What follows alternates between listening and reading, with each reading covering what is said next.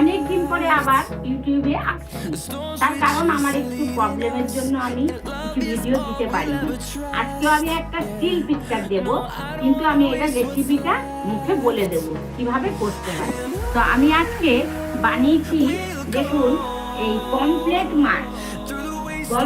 মাছ সর্ষে বাটা দিয়ে। তো এটার আমি রেসিপিটা বলবো কিভাবে এটাকে আমি বানিয়েছি। আমি কোনো একটা কারণে ভিডিওটা করতে পারিনি রানিং, সেই জন্য এটাকে আমি বলে দেব। প্রথমে কি করতে হবে, নুন হলুদ মাখিয়ে এই মাছটাকে ভেজে নিতে হবে, আলতো করে, বেশি ভাজা হবে না। ভাজার পরে আমি কড়াইয়ের মধ্যে কালো জিরে ফোড়ন দেব, অল্প একটু পেঁয়াজ কুচা দেবো, তারপর টমেটো কুচিটা দেবো। টমেটো কুচিটা দেওয়া হয়ে গেলে একটুখানি কষিয়ে নিয়ে 2-4টে চিনির দানা দেবো।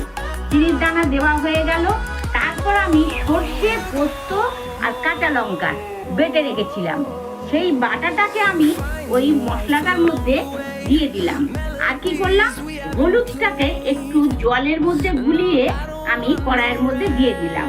তারপর ওটা বেশ ভালো করে ফুটে উঠে মাখা মাখা হয়ে গেল। তারপর আমি এই মাছগুলোকে দিয়ে দিলাম।